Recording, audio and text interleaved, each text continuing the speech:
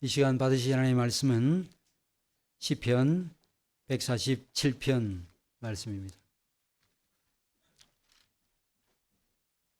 시편 147편 1절부터 마지막 절까지 말씀입니다.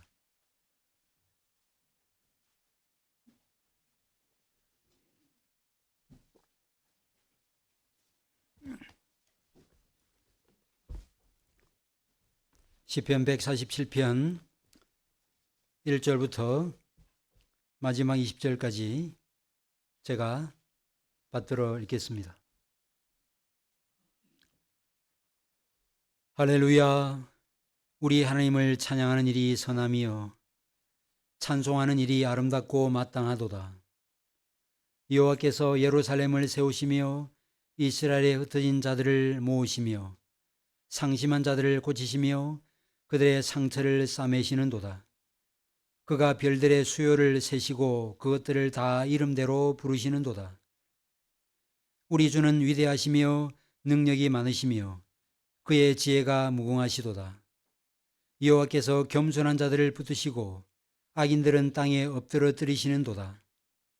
감사함으로 여호와께 노래하며 수금으로 하나님께 찬양할지어다. 그가 구름으로 하늘을 덮으시며 땅을 위하여 비를 준비하시며 산에 풀이 자라게 하시며 들짐승과 우는 까마귀 새끼에게 먹을 것을 주시는도다. 여호와는 말의 힘이 세다 하여 기뻐하지 아니하시며 사람의 다리가 억세다 하여 기뻐하지 아니하시고 여호와는 자기를 경외하는 자들과 그의 인자하심을 바라는 자들을 기뻐하시는도다. 예루살렘아 여호와를 찬송할지어다. 시온아 내 하나님을 찬양할지어다. 그가 내 문빗장을 견고히 하시고 내 가운데 있는 너의 자녀들에게 복을 주셨으며 내 경내를 평안하게 하시고 아름다운 밀로 너를 배불리시며 그의 명령을 땅에 보내시니 그의 말씀이 속히 달리는도다. 눈을 양털같이 내리시며 서리를 재같이 흩으시며 우박을 떡 부스러기같이 뿌리시나니 누가 능히 그의 추위를 감당하리요. 그의 말씀을 보내사 그것들을 녹이시고 바람을 불게 하신즉 물이 흐르는도다. 그가 그의 말씀을 야곱에게 보이시며 그의 율례와 규례를 이스라엘에게 보이시는도다. 그는 어느 민족에게도 이와 같이 행하지 아니하셨나니 그들은 그의 법도를 알지 못하였도다. 할렐루야. 아멘.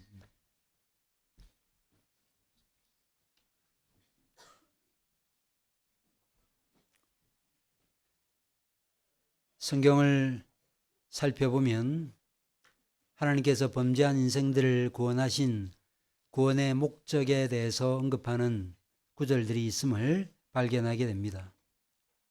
가장 우리가 잘 아는 말씀은 이사야 43장 21절 말씀입니다. 이 백성은 나를 위하여 지었나니 나의 찬송을 부르게 하려 함이라고 말씀했습니다. 또한 바울은 에베소서 1장 6절에서 하나님께서 창세전에 우리를 예정하신 목적은 그 은혜의 영광을 찬송하게 하려는 것이라고 말씀했습니다.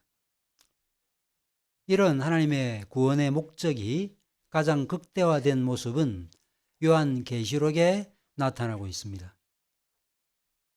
하나님의 구속사역의 절정은 다름 아닌 성령이요 하나님에 대한 찬송임을 보게 됩니다. 그래서 요한계시록을 보시면 많은 찬송의 내용이 언급되고 있음을 보게 됩니다.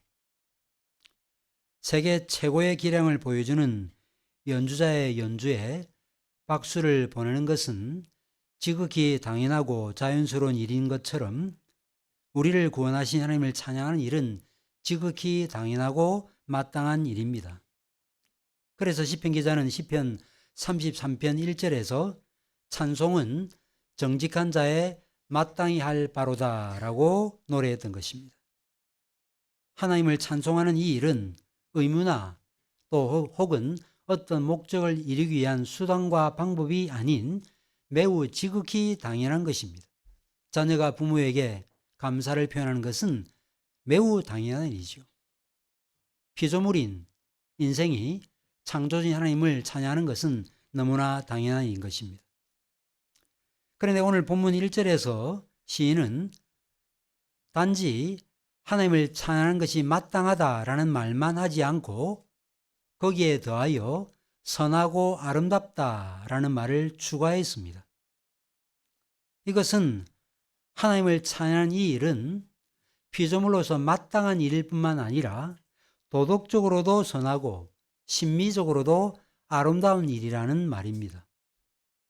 그렇다면 이처럼 하나님을 찬양하는 일이 마땅하고 그리고 선하고 아름다운 일인 이유가 무엇인가? 시편 기자는 첫째로 하나님께서 자신이 택한 백성들을 구원하시고 회복하셨기 때문이라는 사실을 언급하고 있습니다. 2절이 그 사실을 보여주고 있습니다. 여호와께서 예루살렘을 세우시며 이스라엘의 흩어진 자들을 모으시며 라고 언급하고 있습니다. 이것은 이스라엘이 이방 땅의 포로로 사로잡혀 갔다가 돌아왔다는 것을 전제로 하지요. 그리고 예루살렘을 세우시며 라는 이 표현은 포로 생활에서 돌아와서 성전 그리고 성벽 공사를 통해 예루살렘이 회복되었음을 우리에게 보여주고 있습니다. 여러분들이 역사서를 읽어서 아시는 바대로 에스라서, 느헤미야서 그리고 학개서를 읽어서 아시는 바대로 예루살렘 성전이 세워지고 예루살렘 성벽이 건축되는 과정은 쉽지 않았습니다. 사마리아 사람들을 비롯한 대적들의 숱한 방해 공작들이 공공연히 이루어졌습니다. 그럼에도 하나님의 강권적인 역사가 있었기에 성전과 성벽 재건을 무사히 마칠 수 있었던 것이죠. 이것을 13절에서 보여주고 있습니다. 그가 내 문빗장을 견고히 하시고 라고 되어 있습니다. 문빗장은 그 도성의 안정과 방어력을 상징하는 단어입니다. 느헤미야 7장을 읽어보시면 성벽이 건축됨에 문짝을 달았다는 표현이 나타납니다. 성벽이 다 건축되고 난 제일 마지막에 문짝을 다는 일들이 언급되었던 것이죠. 이로써 예루살렘은 재건이 되고 원수의 공격으로부터 더 이상 노출되지 않을 수 있는 상황에 처하게 된 것입니다. 그런데 하나님은 예루살렘 성전과 성벽만을 재건했던 것이 아니었습니다. 자기 백성들을 회복시키셨습니다. 돌아오게 하셨고 회복시키셨습니다. 3절을 보시면 상심한 자들을 고치시며 그들의 상처를 싸매시는도다 라는 표현이 나타나고 있습니다. 하나님은 흩어진 자들을 모으실 뿐만 아니라 깨진 유리병처럼 마음이 조각조각 난 이들의 상처를 고치시고 싸매였습니다. 이것은 하나님의 약속의 성취였습니다. 우리는 이미 신명기를 통해서 알고 있는 바대로 일찍이 하나님께서 모세를 통해서 이런 말을 했지요. 너희가 약속의 땅 가나안에 들어가면 속히 범죄하게 될 것이요. 이로 말미암아 이방 땅의 포로로 사로잡혀가게 될 것이라고 예언했습니다. 게다가 하나님께서 흩어진 곳에서 너희들을 다 불러 모으실 것이라는 말씀도 하였습니다. 이런 사실을 생각하면 우리는 이 오늘 본문 말씀은 이 약속이 성취된 상황 가운데 지어진 시라는 사실을 알게 되는 것이죠. 택한 이스라엘 백성들을 불러 모으시고 그들의 영혼을 싸매시고 고치시는 이런 일들은 지금도 하나님께서 행하시는 일들이요. 그 일의 결과가 바로 저와 여러분입니다. 우리가 얼마나 마음이 상하고 아픈 일들이 많습니까? 먹고 사는 문제, 인간관계의 문제, 또한 세속성이 지배하는 이 시대에서 살아가는 이 일이 우리의 마음을 얼마나 때로 힘들게 합니까? 때로는 누가 말하지 않아도 왜 내가 그 말을 했지라고 하면서 스스로 자책하면서 자기를 스스로 힘들게 만드는 일도 있지 않습니까? 이런저런 여러 가지 일로 우리의 마음은 다치고 상해 있는데 하나님께서 우리를 불러 모으시고 부르셔서 하나님의 교회로 부르시고 복음으로 우리의 마음을 치유하시고 회복시켜 주신 것입니다. 그렇다면 하나님을 찬양하는 일은 마땅하고 그 일은 선하고 아름다운 일일 수밖에 없는 것입니다. 사랑하는 교회 여러분, 여러분들은 정말 구원받았다는 그 사실 때문에 하나님을 정말 기쁘게 찬송하신 적이 있지요. 그런데 그 일이 좀 오래된 일로 여러분들 기억 속에 혹시 남아있는 것은 아닌지 모르겠습니다. 회심하고 신앙생활을 하다 보면 그것은 그냥 당연한 일이 되어버리고 말지요. 너무나 평범한 일이 되어버리고 말아서 그것이 굳이 찬양할 이유가 되는가라는 생각을 가질 때가 있는데, 내가 구원받은 그 일이 찬양의 제1 이유로 자리 잡지 못하는 그 상태에서 신앙생활은 어려울 수밖에 없고, 특별히 고난을 당하면 우리는 실족할 수밖에 없는 것입니다.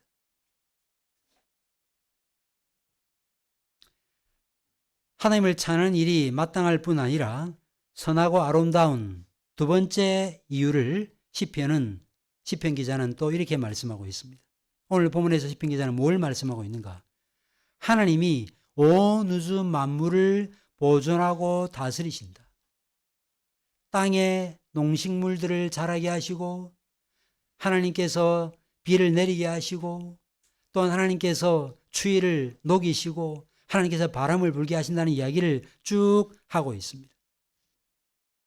일반적으로 빌딩을 건축한 사람이 자신이 건축한 빌딩에서 건축한 사람이 유지하고 보수하는 일들은 잘 하지 않습니다. 설사 그런 일을 한다고 할지라도 영속적으로 그 일을 할 수 없어요. 그러나 하나님은 이 온 우주 만물을 창조하신 이후에 지금까지 단 한순간도 이 세상을 놓지 않고 붙들고 계시고, 지금도 보존하고 다스리고 유지하고 통치하고 계십니다. 이걸 가리켜 우리는 뭐라고 말하죠? 섭리라고 말합니다. 하나님의 섭리다.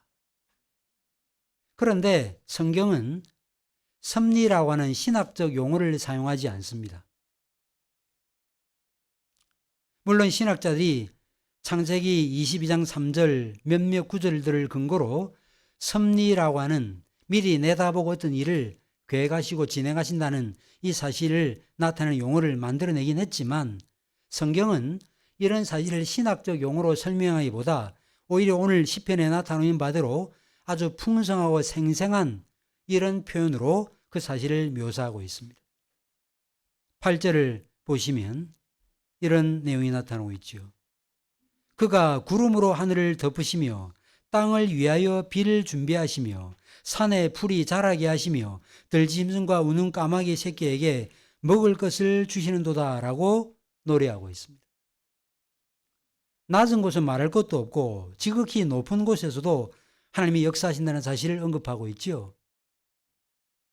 하늘에 떠 있는 구름, 수증기가 뭉쳐서 우연히 만들어진 것이 아닙니다. 이 구름은 하나님이 만드신 것입니다.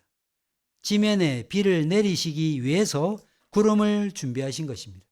비구름을 만들어서 온 땅에 비를 뿌리시고, 그리하여 땅에 식물들이 자라게 하시는 것입니다.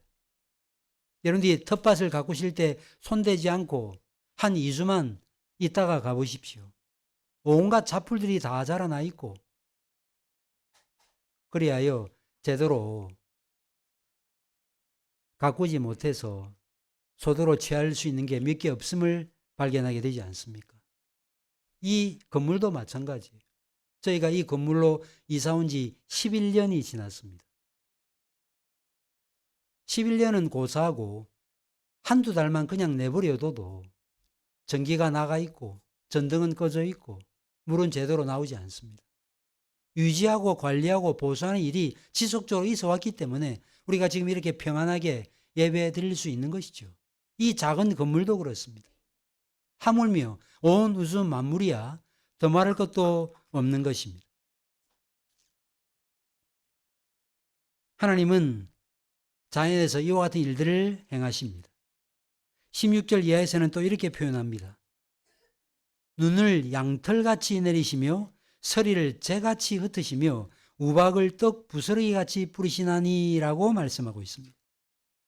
여름날 팥빙수를 먹으려면 얼음을 빙수기에 넣어서 갈아야 돼요.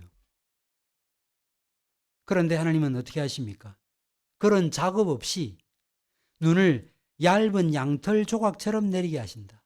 목철을 태우면 제가 위로 날아갔다가 땅에 내리는 것처럼 그렇게 하나님께서 얼음 조각을 부스러기처럼 땅에 부리신다고 말씀하고 있습니다.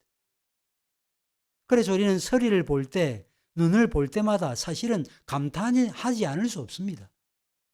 만약에 빙수기로 갈아서 고양시 전체 눈을 내리게 한다면 빙수기 몇 대가 필요하겠습니까?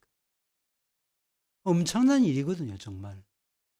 그런데 우리는 이런 일들을 보고도 자연현상 그 자체에만 몰두할 뿐 그 일을 실제로 이루신 하나님께 대해서는 마음을 두지 않습니다.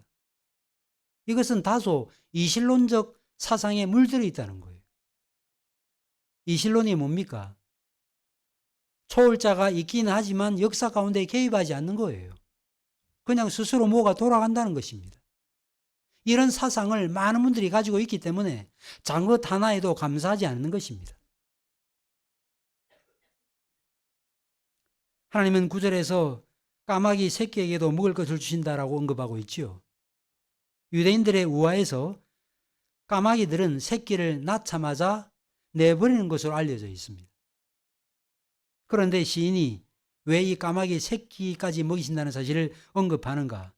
그것은 누구도 관심을 주지 않는 하찮고 보잘것없는 존재도 하나님이 직접 먹이신다는 사실을 강조하기 위함입니다. 그렇다면 하물며 우리일까 보냐? 우리 주님께서 말씀하였죠.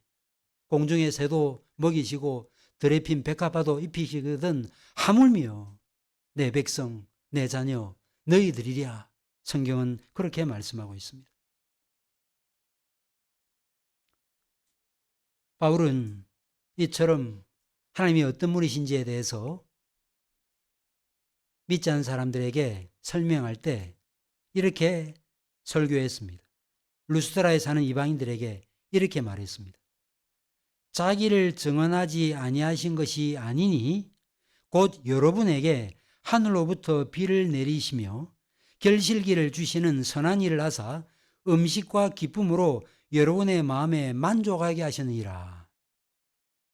사도행전 14장에서 바울은 루스드라 사람에게 이렇게 설교했습니다. 자기를 증언하지 아니하신 것이 아니다. 자기를 증언하였다는 거예요. 작품은 작가를 증언합니다. 이 온 우주 만물은 하나님의 살아계심을 증언합니다. 하늘로부터 비가 내리는 거, 결실기를 주시는 거, 그리하여 기쁨으로 음식을 먹고 마시게 하시는 이 일, 모두 다 하나님이 하시는 일입니다. 여러분들이 진수성찬을 받고 난 다음에 그 진수성찬을 정성껏 준비한 분에게 감사를 표하지 않고 음식을 드시는 분 계십니까? 아마 한 사람도 없을 거예요. 정말 감사합니다라고 그 음식을 맛있게 드시겠죠. 그런데 우리는 내가 노력하고 내 월급으로 내가 수고해서 얻었다라고 하는 이 생각 때문에 마치 그것을 자신이 이룬 일처럼 그렇게 생각하는 거예요. 이미 사상이 성경적 사상으로 길들여져 있지 않기 때문에 작은 것에 감사하지 않는 것입니다.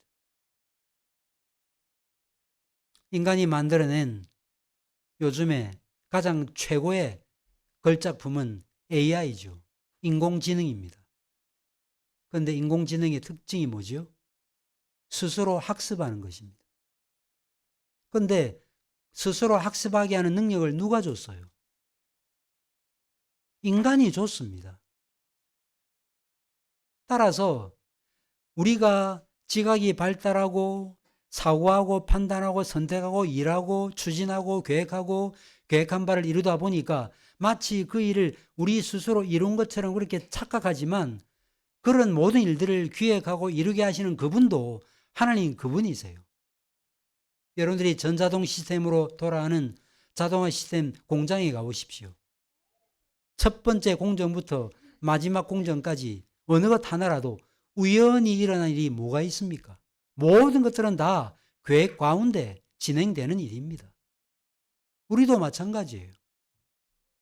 자율적 존재, 그런데 그 자율적 존재는 하나님 한 분밖에 없거든요. 우리는 사실은 자율적 존재라고 하지만 자율적 존재가 되게 하신 하나님의 은혜가 여전히 우리 가운데 역사하고 있기 때문에 자율적으로 사고하고 판단하고 행동하는 것입니다.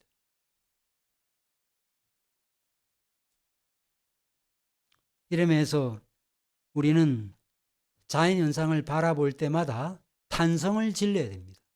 여러분들 그렇게 하시죠? 와, 정말 경치 멋있다. 이 말만 해서는 안 돼요. 하나님께서 얼마나 아름답게 만드셨는가. 세상을 이처럼 아름답게 만드신 하나님을 찬송합니다라고 하나님을 찬양해야 되는 것입니다.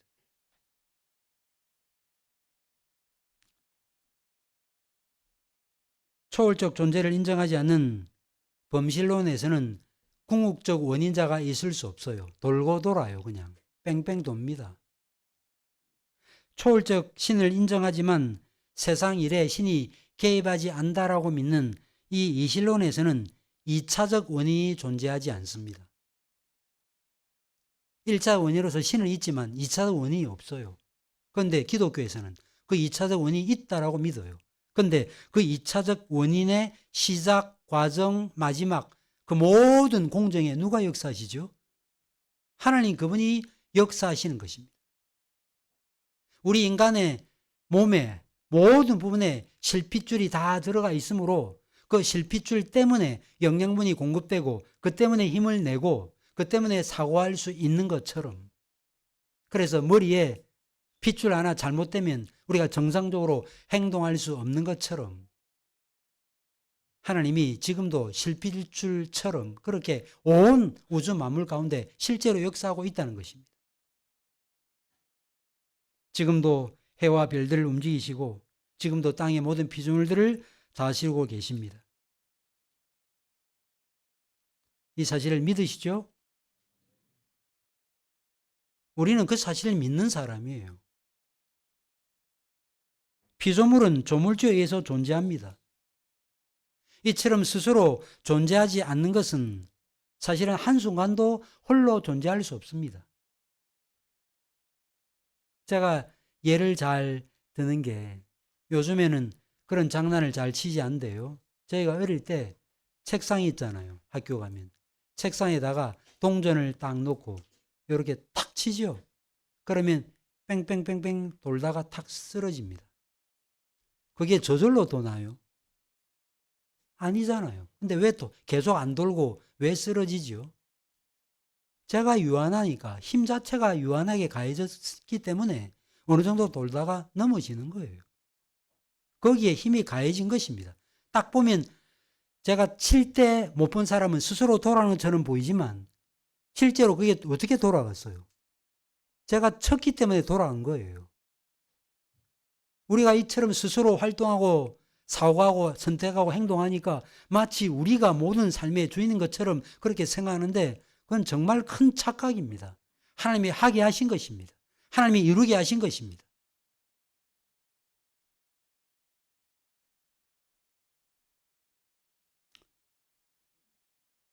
이런 면에서 하나님은 지금도 온 우주 만물을 창조하시고 보존하시고 통치하시고 다스리는 분이라는 사실을 기억해야 될 것입니다. 그래서 우리는 창조와 섭리, 이것은 양상만 다르지만 한 분 하나님에 의해서 이루어지는 단일한 사건이라는 사실을 꼭 기억해야 됩니다. 이 사실을 느헤미야는 이렇게 기도로 아름답게 묘사했습니다. 오직 주는 여호와시라.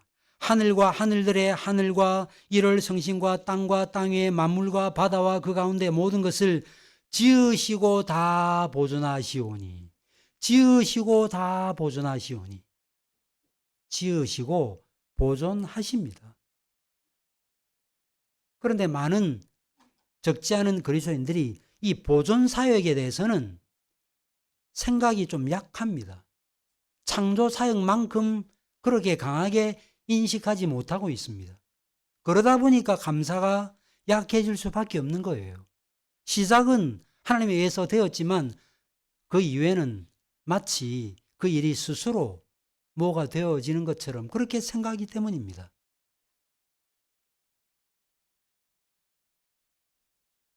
이것은 이신론적인 사고방식입니다. 이신론자들은 어떤 일들을 운명의 힘이나 우연에 의해서 되어진다고 생각합니다. 그러나 은밀한 의미에서 우연은 없고 행운도 없어요. 모든 일의 원인은 하나님 그분 자신입니다. 창조 세계는 그분의 도움 없이 굴러가지 않습니다. 그래서 우리는 아름다운 자연을 바라볼 때마다 항상 아름다운 경치에만 머물러서는 안 되고 우리는 그 경치를 연출해 내신 하나님 그분에게 우리의 마음을 수르슴 코르다라고 말하죠. 내 마음을 들어 올려야 된다. 로마 가톨릭 주자들이 그걸 많이 강조하거든요. 마음을 하나님께 들어 올려야 된다. 요나나 에드워드나 데이비드 브레이너드나 그들의 일기를 보십시오. 그들이 그 사실을 깊이 묵상했습니다. 오늘도 내가 말을 타고 들로 나갔다. 하나님께서 만드신 그 아름다운 자연 만물을 보고 나는 마음껏 소리쳤다. 하나님 그분을 나는 향유하고 하나님 그분께 영광을 돌렸다. 말할 수 없는 기쁨의 눈물이 내 영혼 속에서 솟아났다. 뭐 이런 요나나 에드워드의 일기가 있지 않습니까?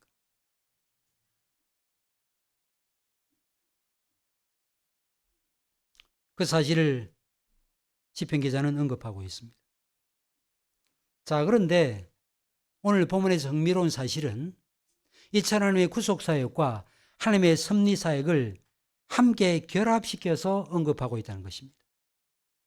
2절에서 시인은 여호와께서 포로기 이후에 예루살렘을 다시 재건하시고 이스라엘을 흩어진 자리에서 모으신다는 사실을 언급했죠. 그 다음에 4절에는 별들의 수요를 헤아리시고 이름을 지으신다는 사실을 노래하고 있습니다. 우리는 우리의 치아가 몇 개인지도 몰라요. 그런 우리가 별들의 수요를 어떻게 셀 수 있겠습니까? 우리의 머리카락이 몇 개인지 우리가 어떻게 알 수 있습니까? 그러나 하나님은 우리의 머리카락을 다 세신바 되었다고 되어 있고 하나님은 별들의 수요를 다 세시고 각각 이름을 불러내신다고 언급하고 있습니다. 각 별들의 구조와 성질, 그 이름과 특성을 다 아십니다. 그리고 정확한 시기에 그 별들을 운행하시고 뜨고 지게 하십니다. 시편 기자가 왜 이 사실을 언급하는가? 구속사역과 섭리사역을 결합시켜 하나님 그분이 어떤 분이신지를 우리에게 나타내기 위함입니다. 하나님께서 아브라함을 부르시고 약속하였죠. 내 후손이 하늘의 별처럼 바닷가의 모래처럼 많게 하실 것이라고 약속했습니다. 그리고 그 약속을 실제로 이루셨습니다. 그러나 이스라엘 백성들은 언약에 신실치 못하여 결국 약속의 땅에서 뽑혀서 이방 땅으로 사로잡혀 가버리고 말았습니다. 그러나 별들의 수요를 헤아리시는 하나님 그분께서 흩어진 자들을 이방 땅에서 다 불러 모으셨습니다. 목자가 우리에 들어있는 양의 이름을 불러내는 것처럼 하나님께서 그렇게 자기 백성 한 사람 한 사람 이름을 불러내셨습니다. 그들이 바로 저와 여러분이에요. 이사야 40장 18절에 이런 말씀이 나타납니다. 하늘을 창조하신 이는 하나님이시니 그가 땅을 지으시고 그것을 만드셨으며 그것을 견고하게 하시되 혼돈하게 창조하지 아니하시고 사람이 거주하게 그것을 지으셨으니 나는 여호와라 나 외에 다른 이가 없느니라고 노래했습니다. 그런 다음에 22절에 땅의 모든 끝이여 내게로 돌이켜 구원을 받으라는 말씀이 나타납니다. 이처럼 하나님의 일반 섭리와 특별 섭리, 보편성과 특수성이 함께 언급이 되고 있고 오늘 본문에도 그 사실이 함께 언급이 되고 있습니다. 그래서 2절부터 6절에는 하나님의 구속과 회복 사역이 언급되고 있고 8절과 9절 그리고 15절과 18절에는 하나님의 섭리 사역이 언급이 되고 있습니다. 그래서 언뜻 보면 이 두 가지 사실이 그냥 혼재되어 나타나는 것처럼 보입니다. 그러나 다 계획이 있는 것입니다. 하나님께서 섭리사역과 구속사역을 꼬아가시는 거예요. 새끼줄 꼬듯이. 그러면 하나님께서 왜 이렇게 행하시는가? 그리고 시인은 왜 하나님의 구속 역사와 섭리사역을 왜 함께 묶어 표현하는가? 그것은 이 두 사역이 한 분 하나님에 의해서 이루어진다는 사실을 보여줌과 동시에 택한 백성들을 구원하시는 이 일은 섭리사역을 바탕으로 하고 이 일을 관장하고 다스리는 이 하나님만이 실제적으로 구원의 역사를 이루신다는 것을 보여주기 위함입니다.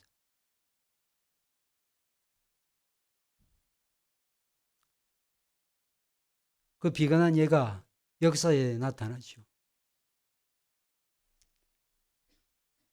하나님께서 야곱의 70명의 가솔들을 번성케 하시기 위해서는 어떻게 해야 되죠? 그 부유한 땅, 삼각주가 있는 땅, 그 땅으로 올라가야 되는 거예요. 그런데 그 일을 하나님의 섭리사역이라고 하는 그 일을 통해서 바로 이스라엘 백성들의 숫자를 번성케 하신 거죠. 기근이 들게 하였습니다. 또 그 와중에 요셉은 팔리게 했습니다. 요셉은 국유총리가 되고 야곱의 남은 가족들은 굶어 죽게 되었습니다. 할 수 없어서 형들을 보내게 되고 결국 그를 통해서 야곱의 70명의 가솔들이 애굽 땅에 올라가게 되므로 아브라함에게 하신 약속이 이루어지게 된 것이에요.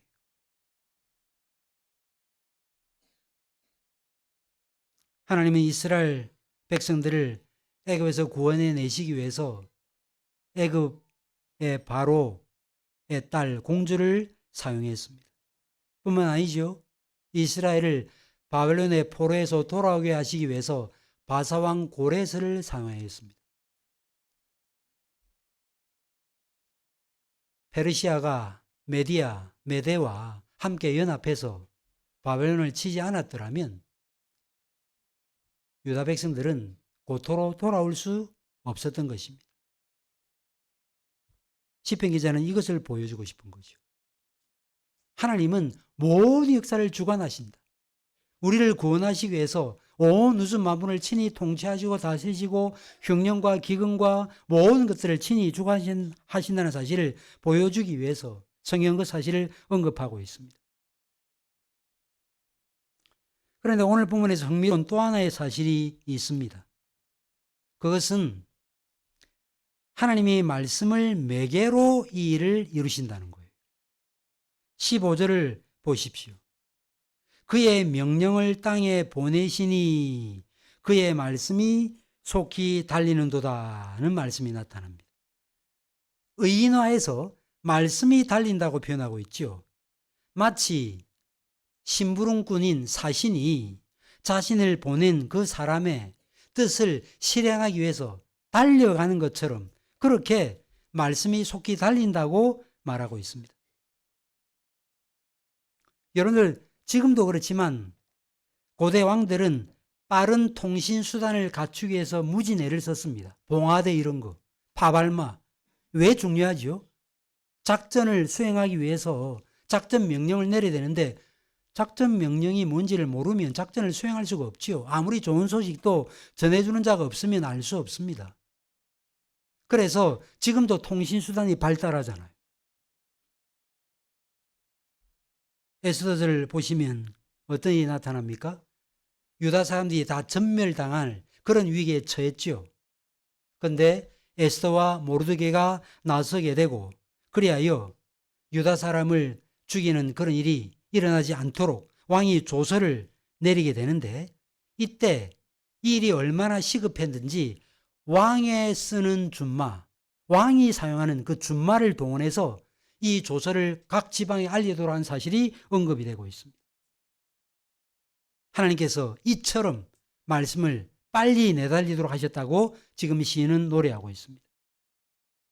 18절에는 또 이렇게 언급이 되고 있죠.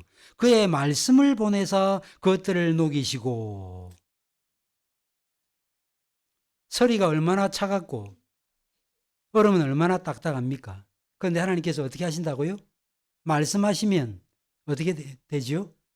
쌀에게 눈이 내리는 거예요. 이 사실을 알아야 됩니다. 서리를 볼 때마다, 쌀에게 눈을 볼 때마다 아, 그냥 내리는구나 라고 생각해서는 안 됩니다. 하나님이 그렇게 내리게 하신 거예요. 하나님께서 말씀을 보내심으로 그 일을 행하셨다고 지금 말씀하고 있습니다. 이처럼 시인은 하나님께서 모든 역사를 이루실 때 말씀을 도구로 사용하신다는 사실을 언급하고 있습니다. 시편 33편 9절에 그가 말씀하심에 이루어졌으며 명령하심에 경고히 있었도다.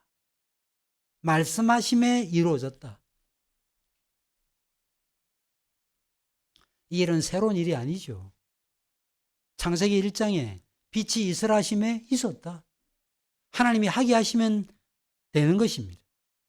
그런데 이 말씀의 능력이 그리스도에서 극대화되었습니다.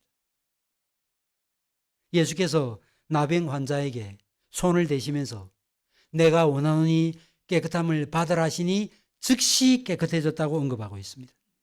백부장에게 자기 하인이 병들었는데 그 하인을 고쳐달라고 요구하는 백부장에게 뭐라고 말했습니까? 가라, 내 믿음대로 될지어다. 그렇게 말씀하시자 즉시 하인이 나았다고 마태는 증거하고 있습니다.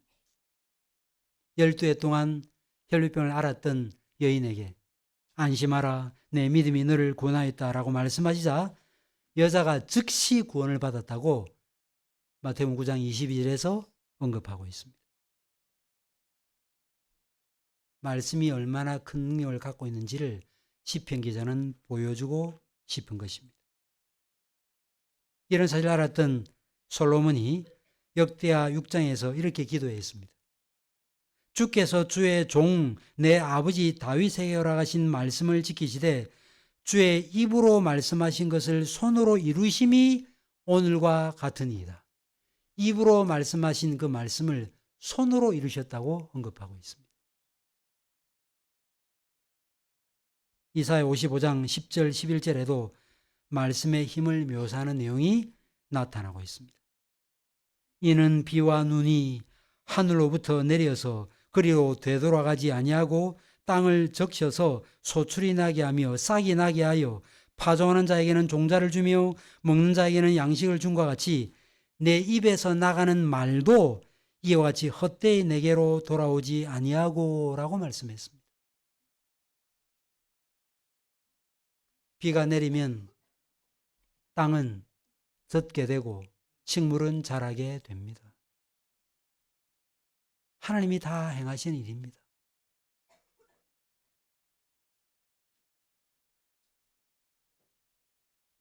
하나님은 이처럼 자신의 뜻을 이루시는데 무엇으로 자신의 뜻을 이루시는가? 자신의 뜻을 이루는 매개, 수단이 뭐냐? 바로 말씀이라고 언급하고 있습니다. 결국 그래서 말씀은 공간과 시간의 제약을 받지 않는다는 것을 보여주는 것입니다. 말씀은 가장 강력한 은혜의 수단이라고 지금 말하고 있습니다. 하나님이 지금도 이 말씀으로 섭리하신다. 여러분들 다 일어나십시오. 안 일어나셨죠, 그죠? 저는 말해도 물론 여러분들이 제 말을 듣지 않는 건 아니지만 안 일어나셨는데 하나님은 말씀하시면 어떻게 된다고요? 말씀하시면 그냥 그대로 된다는 거예요. 이게 얼마나 신비합니까? 하나님의 말씀으로 모든 역사를 이루어 가십니다. 말씀으로 세상을 승리하시고 자기 백성들을 구원하십니다. 지금도 어떻게 우리를 구원하시죠? 하나님이 직접 나타나십니까? 꿈마다 나타나십니까? 지금도 저의 입을 통해서 나가는 하나님의 말씀을 통해서 하나님이 여러분들을 구원하시고 또 앞으로 믿지 않는 사람들을 구원하시는 것입니다. 시인은 이 사실을 19절에서 이렇게 노래했습니다. 그가 그 말씀을 야곱에게 보이시며 그 율례와 규례를 이스라엘에게 보이시는도다 라고 말했습니다. 여기도 흥미로운 사실이 있는데요. 15절과 18절에서는 말씀을 보낸다라는 표현을 반복해서 사용했습니다. 히브리어로 살라인데요. 우리가 학교 다닐 때 살려보낸다, 살려보낸다.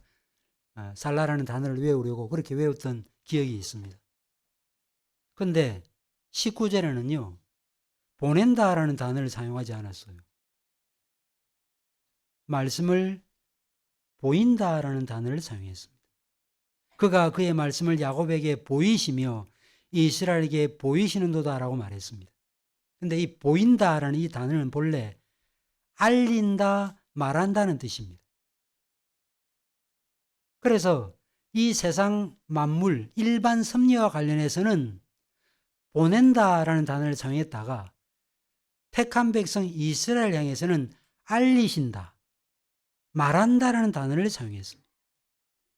하나님을 우리에게 드러내셨다는 거예요. 알리셨다, 보이셨다는 뜻입니다. 이것이 신자가 갖고 있는 특권이에요. 우리는 하나님이 누구신지를 압니다. 바울은 이스라엘이 받은 유익에 대해서 로마서에서 이렇게 질문을 던졌습니다. 그런즉 유대인의 나음이 무엇이며 할례 유익이 무엇이냐? 범사에 많으니 우선은 그들이 하나님의 말씀을 맡았음이라고 말했습니다. 우리는 이 특별 계시 성경을 가지고 있습니다. 우리 하나님의 말씀을 아는 사람이에요. 우리의 말씀을 통해서 하나님이 누구신지를 압니다. 그런데 이 말씀을 19절에서 뭐라고 또 표현합니까? 율례와 규례라고 표현했습니다. 만물을 다스리신 하나님이 자기 백성과 어떤 관계를 맺으신지를 보여주는 거예요. 말씀으로 이를 구원하시고 그 다음에 율례와 규례, 법도를 따라 살게 하신다는 것을 보여주는 거죠. 시편 1편, 시편 19편, 시편 119편 등등 다 보면 율례, 규례, 법도라는 단어가 지속적으로 나타나고 있다는 사실을 알게 되는 것입니다. 그래서 우리에게 말씀을 주셨죠. 그래서 율법이 뭐냐? 가장 의미 있는 형태의 말씀. 그게 바로 율법입니다. 그런데 이 말씀을 하나님께서 우리에게도 주셨습니다. 어떻게 주셨습니까? 성경책을 통해서도 주셨지만 말씀이신 그리스도를 통해서 주셨습니다. 우리를 구원하시기 위해서 누구를 보내셨죠? 예수님을 보내셨죠. 그런데 오늘 보니까 말씀을 보내셨다고 되어 있죠. 또 뿐만 아니라 그 말씀을 통해서 알리셨다고 되어 있죠. 예수님은 성부께서 보내신 말씀이고 예수님은 하나님이 누구신지를 알리시는 분이시죠.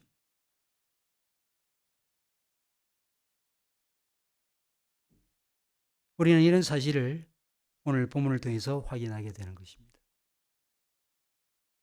이런 사실을 아는 신자라고 하면 하나님을 찬양하는 것은 당연하고 마땅한 일이고 또 그 일을 우리는 가장 선한 일로, 그 일을 가장 아름답고 가장 즐거운 일로 여겨야 되는 것입니다.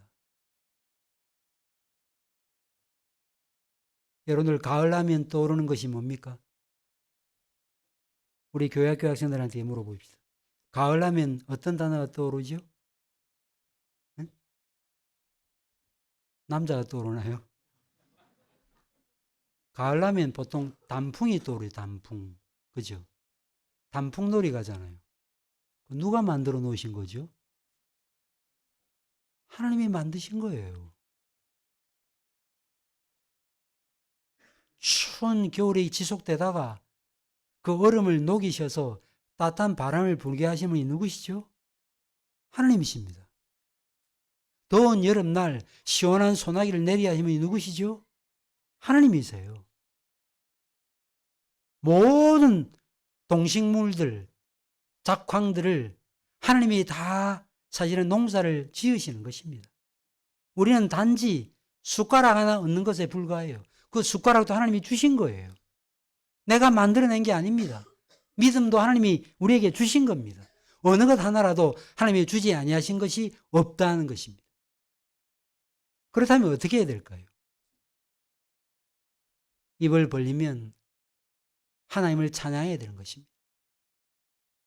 저는 제 손주를 만날 때마다 거의 빼놓지 않고 누가 해유를 이렇게 멋있게 만드셨지라고 묻습니다.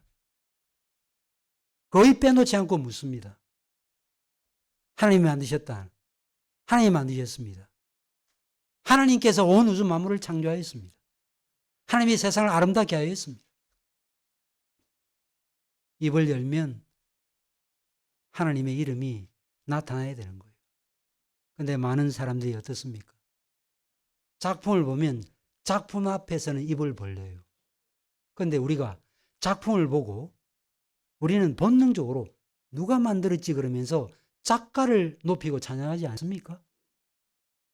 그러죠. 미술 관람을 할 때 세계 유수의 오케스트라의 연주를 들을 때 와, 그 연주자, 그 작가 그를 높이지 않나요? 그런데 비가 내리고 해가 비치고 형형색색의 아름다운 색으로 세상이 아름답게 시장될 때 경치는 바라보고 감상만 하고 그것을 연출해내신 하나님을 찬송하지 않는다면 무엇보다 억만죄악에서 우리를 구원하신 하나님 그분을 찬송하지 않는다면 우리는 피조물로서 마땅히 행할 바를 하지 아니한 죄를 범하는 것입니다. 이런 사실을 기억하고 저와 여러분이 하나님의 선택하심이라는 특별한 사랑을 받았으니 일반 섭리가 아닌 특별한 섭리의 은혜를 우리가 받아 누렸으니 세상 역사와 자연이라고 하는 일반 계시만 아니라 성경이라고 하는 특별 계시를 선물로 받았으니 더더욱 하나님 그분을 찬양해야 된다는 사실을 꼭 기억하고 작은 자연현상 하나 볼 때마다 이 일을 이루신 하나님 그분의 이름을 높이는 그리하여 우리의 삶 자체가 송영이 되고 찬송이 되는 그러한 귀한 역사가 우리의 삶 가운데 나타나기를 간절히 바랍니다. 기도하겠습니다.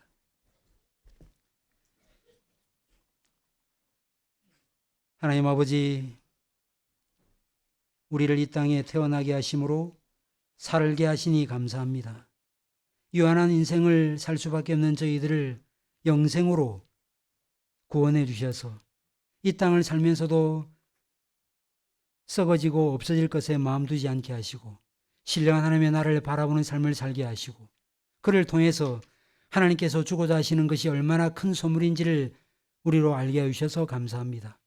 그리스도를 가진 자는 모든 것들을 다 가졌다는 사실을 꼭 기억하고 다른 외적인 상황과 형편이 혹시 따라주지 못하고 내가 원했던 바가 이루어지지 않다 할지라도 내가 구원받았다는 그 사실 때문에 하나님 앞에 감사하며 찬송하는 저희가 되게 하시고 또 우리가 육신의 삶을 사는 동안 이 땅에서 겪는 그 어떤 일도 하나님의 섭리의 범주로부터 벗어날 수 있는 우연한 일이 없다는 사실을 꼭 기억하고 그것이 우리의 마음을 힘들게 하는 일이든 그것이 우리의 마음을 기쁘게 하는 일이든 그 어떤 것이든지 간에 욥처럼 주신 자도 여호와시오 취하신 자도 여호와시니 여호와 그분의 이름이 찬송을 받을지어다라고 고백하는 이 놀라운 고백의 삶을 살아갈 수 있도록 도와주시옵소서. 하나님께서 만드신 자연세계 안에서 충분히 하나님 그분의 행하신 일들을 맛보고 살아가면서 하나님께 영광을 돌리지 아니하는 이유를 범치 않게 하시고 작은 것 하나라도 하나님 그분의 손길 가운데 주어진 이름을 기억하고 하나님 그분의 이름을 높이고 찬양하는 놀라운 복을 우리 모두에게 허락하여 주시옵소서. 살아계신 예수 그리스도의 이름으로 기도하옵나이다. 아멘.